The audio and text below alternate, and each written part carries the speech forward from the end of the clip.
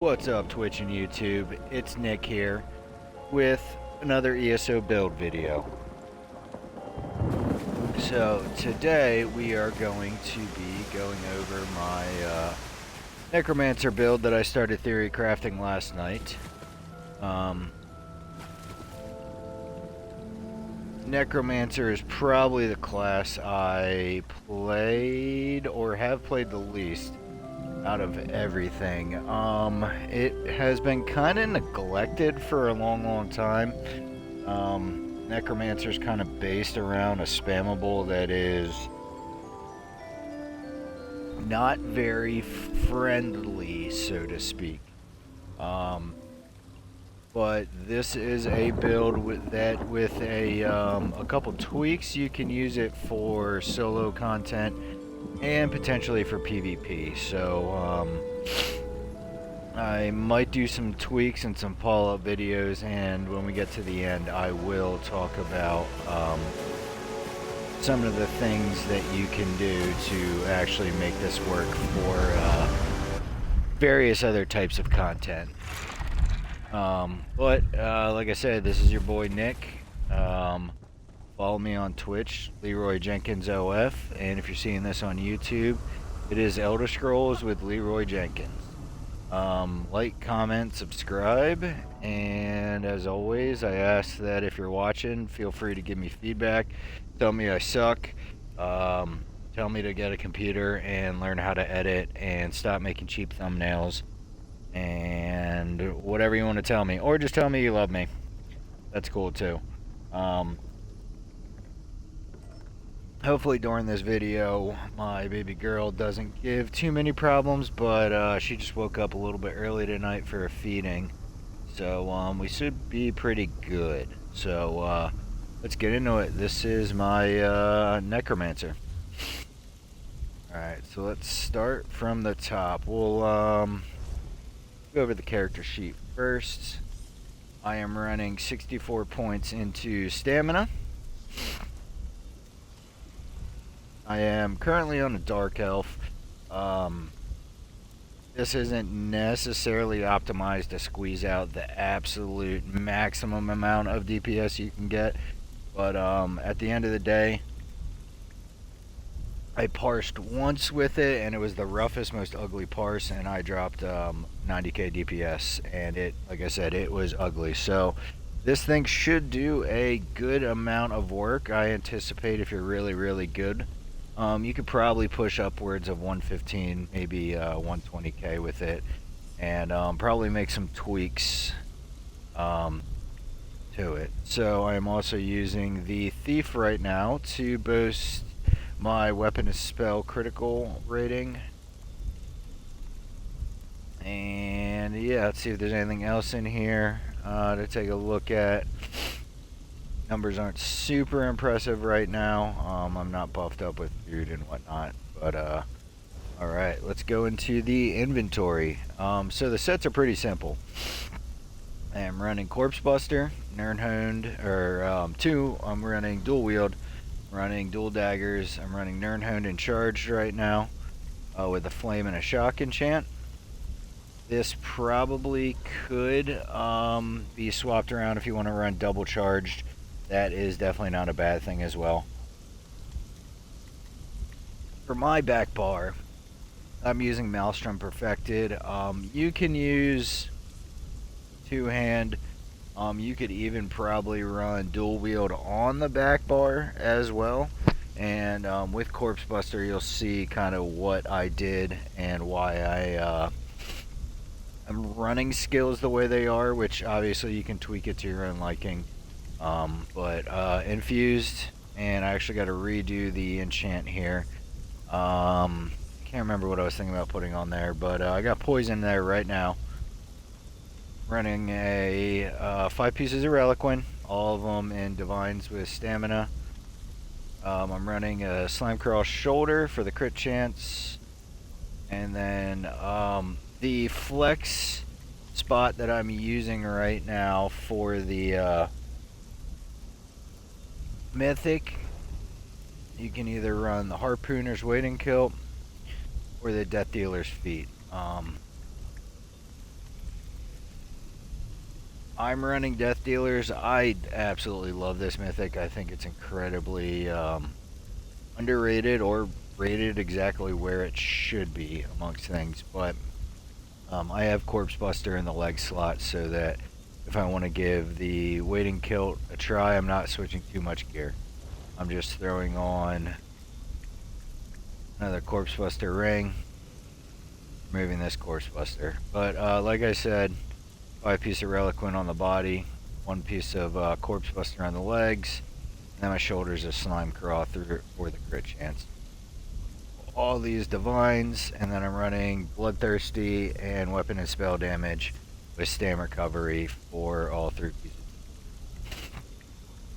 Like I said, you can swap out the back bar and run 2-hand or even dual wield on the back bar, but the big thing with this build is so for Corpse Buster, assuming a corpse causes the corpse to explode, dealing a buttload of magic damage in an AoE, and it increases 10% for every Grave Lord ability you have slotted. And then this is affected or based off of my weapon and spell damage, whichever is higher. So, I loaded my front bar with Grave Lord ability, which you will see here in a little bit.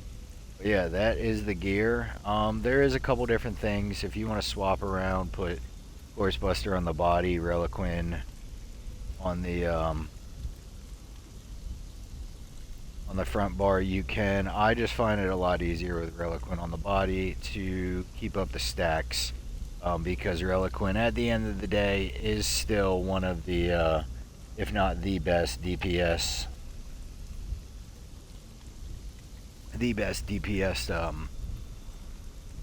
set in the game. And with the way sustain works on this, I tried Coral Riptide, and a couple other things.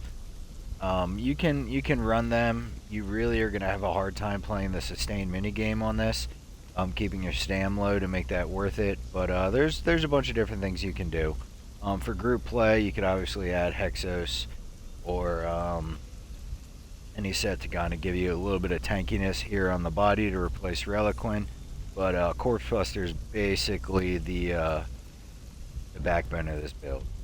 Alright, let's go into skills. Alright, so on my front bar, I am running Blighted Blastbone. So, basically every second skill, you're recasting this.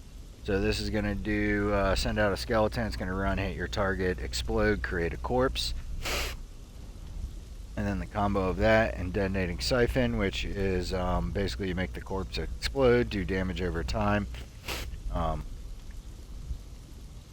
It is going to do a lot of damage. And then obviously you see at the end, when the corpse explodes, it deals a little bit more disease damage as well.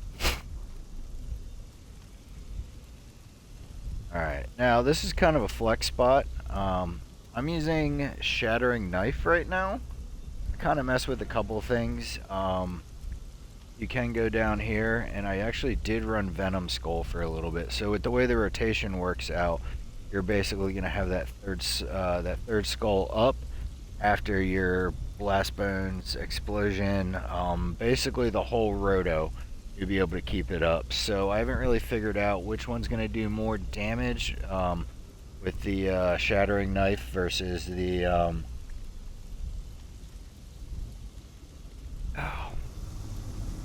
actual skull. So let's take a look at what I actually.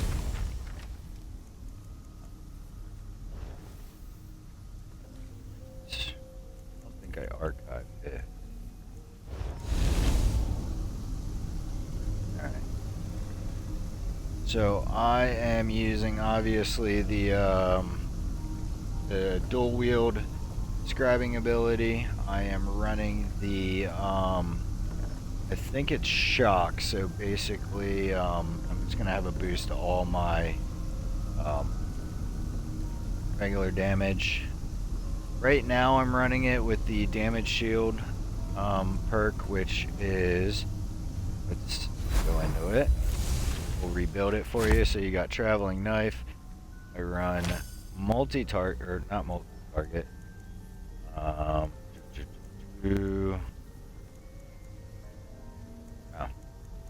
run Shock. Warmages defense. Where's Shock? Interesting. But you can run multi-target here too, that works. But Shock, I believe, is the way I went. Running Expedition to get a little bit more movement speed, and that'll make sense a little bit later.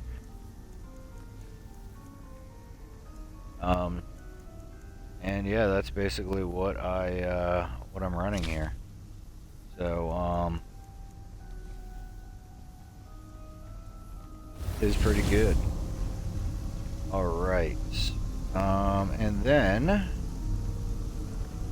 this is another one that could be kind of a flex, and it really depends on your personal preference. So I'm running Avid Boneyard, which is another AoE and a Gravelord skill. So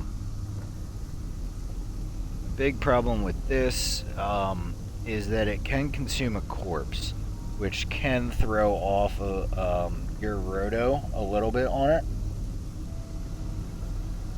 And then I do have it set up that I have the ability to actually activate my own synergy to cause it a big difference. Alright, another flex spot here. I'm using Shocking Banner. And actually, this is where I was talking about Shock. I did do the multiple targets on the knife. So we'll go down here into support. So I'm running Shock, so it's going to increase my direct damage.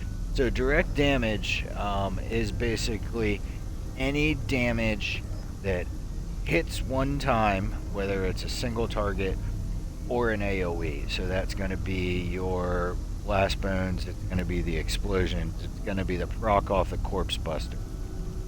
All of that is going to be boosted 6% by the Shock part of this. And the quote-unquote downside of it is it reduces your health, magic, and stam recovery by 33%. But from all intents and purposes, playing with this so far, I have not seen it be an issue. Alright. Then I am running, let's see, which one is it? Let's just go in here into Banner Bearer. We're running Shock. Cavaliers Charge. So it increases my weapon and spell damage by 6 for every 1% bonus to movement speed up to a max of 450. So that's why I'm running the Expedition bonus. I've got Gallop. I've got a couple other things, if I remember correctly, that add up that give me a nice little boost to weapon and spell damage here. So there is some other stuff you can do here. You can run Sage's Remedy. Class Mastery wouldn't be too bad. You just want to stack damage shields. You can run defense again. So there's quite a lot in here. But Sage's Remedy, if you're doing a solo build, would be a very good one just to have a passive heal over time. And I'm running Savagery and Prophecy as well. So if I remember correctly, the way I did it is I'm getting Major Savagery and Prophecy knocked out right here. And then one of my skills on the back bar when I have my my Guardian up, a little Archer Joner, I should be getting the weapon and spell damage boost from that. So that'll allow me to run the tri-stat pots, which I'll cover a little. But yeah, the Brutality and Sorcery is covered by a skill. So, and you could go Berserk here if you really wanted to. Heroism would be really good. I tried it with this actually, and it shot up the sustain that I had absolutely no issues with it. So Intellect and Endurance is not a bad idea as well. It just really depends on what you're using for potion. Alright, and then I'm actually running Colossus. on the front bar, which gives me a grand total of 4 Gravelord abilities here. And that's the other perk of swapping out the knife for Venom Skulls, is you're going to be getting another boost to your Corpse Buster set. Alright, back bar is pretty simple. Pretty routine stuff. Running Unstable Wall of Elements with the Fire Staff, Barb Trap. I'm running my Skeletal Archer here, and now this is where, when this is up, this is where you're getting that Brutality and Sorcery and increasing my weapon and spell damage from. Spirit Guardian's kind of another, is a flex spot back here. Same thing, I guess you could say, with Barb Trap.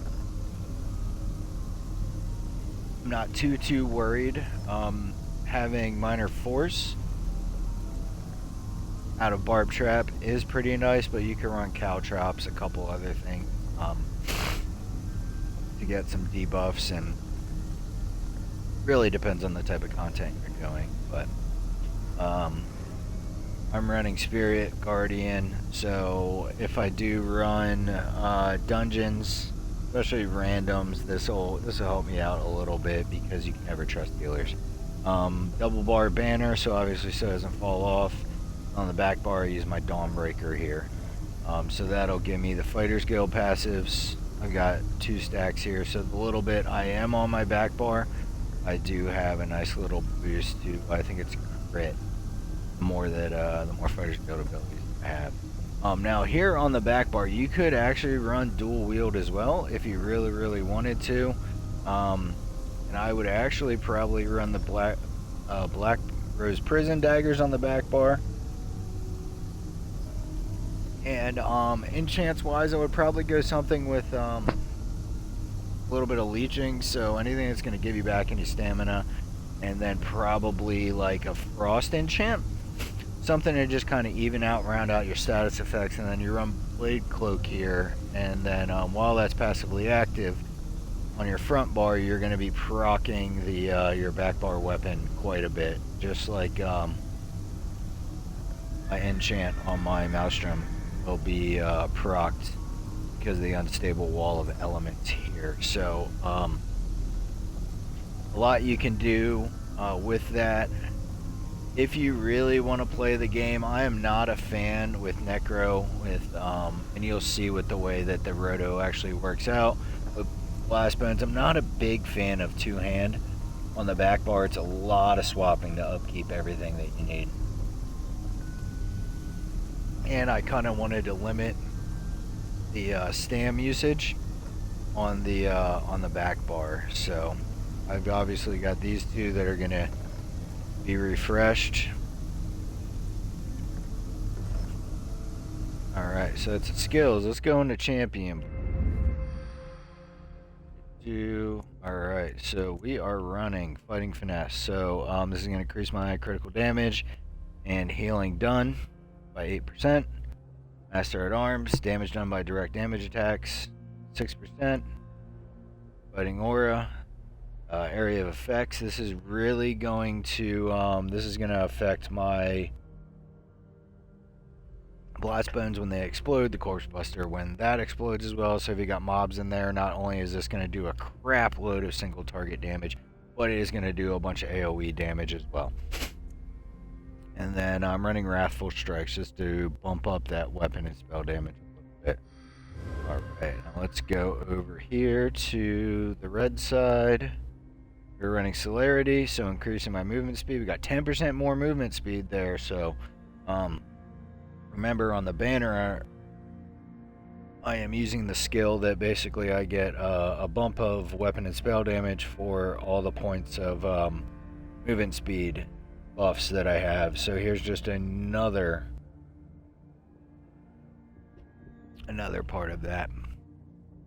And I can't remember correctly, there's one in the green tree. I'm not really sure if it's been tested or not, but your movement speed out of contact buffs, I'm not really sure if that affects it or not. I might take a look at that and see if there's any kind of difference, but we'll see. Alright, I'm running Rejuvenation, so to help with my recovery, much needed, especially with banner reducing that by 33%, my rejuvenation. And we're running fortified, so a bunch more armor, and then boundless vitality just to give me a little bit more health. Green, you run whatever your little heart desires. Alright. Now, in terms of food, a whole bunch of different things you can run. Your max Stam right here is probably going to give you the absolute most if you're going to be dummy humping. That is a big chunk of Stam. Going to help a lot. You need a little help with sustain. Got the Lava Foot Soup and Saltrice.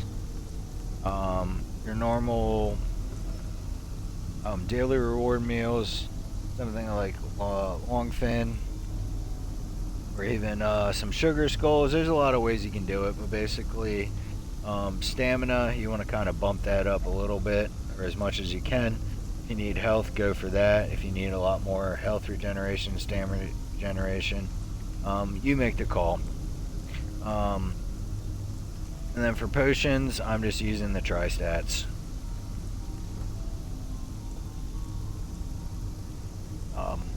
So I'm going to be getting the normal all 3 back, and then getting my fortitude, intellect, endurance, and whatnot off of that. There is some different things you could do. You could probably run heroism pots, a couple other things. There's some other buffs you might be able to pick up from this. The way I have it set up, you do not need weapon power pots to get your brutality and your savagery.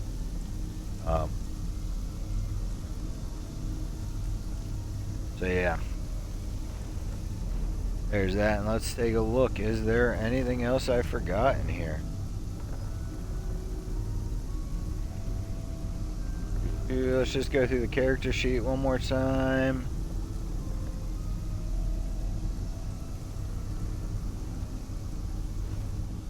Alright, so now let's just kind of go into how this build works.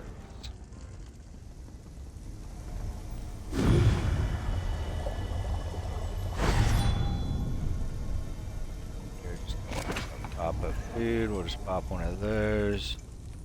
Alright, so the core of the build is going to be your blast bones, your knife, and your siphon, basically. So to start out, just to get everything going, you can start a little bit further away from your target, up your blast bones, as you run up. Activate all 3 on your back bar if you want. By the time you get up, your skeleton should have exploded, and you can go straight into your first siphon, blast bones, knife, siphon, blast bones, knife, siphon, blast bones, knife, siphon, and then as things fall off, whether it's your Boneyard, redo all 3 of these, and obviously make sure your banner's up, which I did not do. Sprinkle in Colossus. Now, the one thing to keep in mind is if you pop Boneyard, it will consume a corpse. So you can see I'm spamming B here. I do not have a corpse.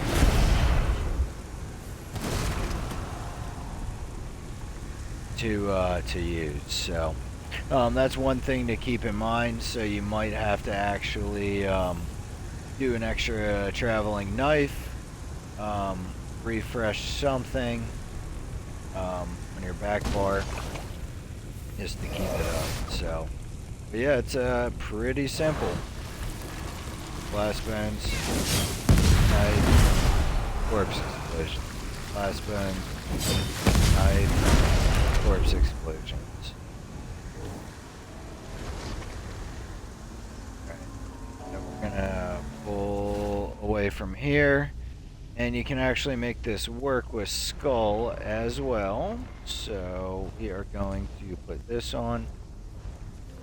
It's going to work much the same.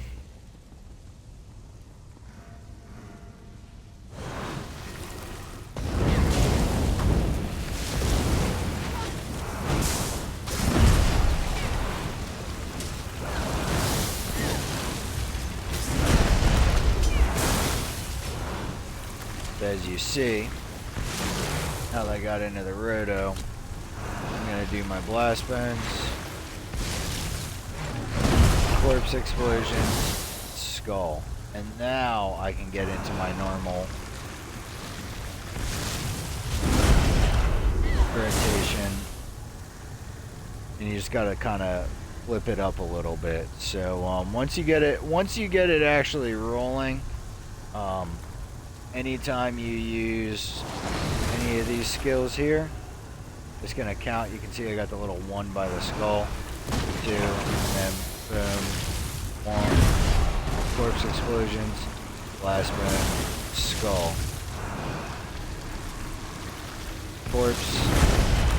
corpse explosion, skull, blast bones.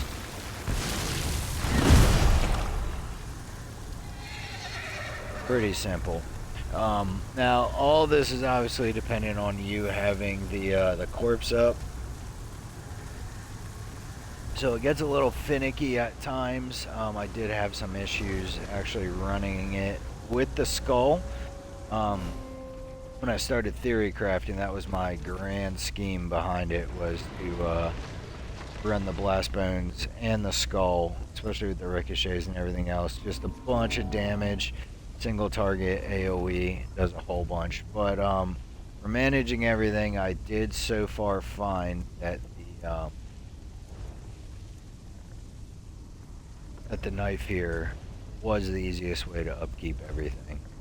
So if you happen to mess something up, it's a lot easier to pop an extra knife while you're waiting for your actual blast bones or corpse to pop up. Yeah, so a lot of it's going to depend on, like I said, your graveyard here can actually consume one of your corpses.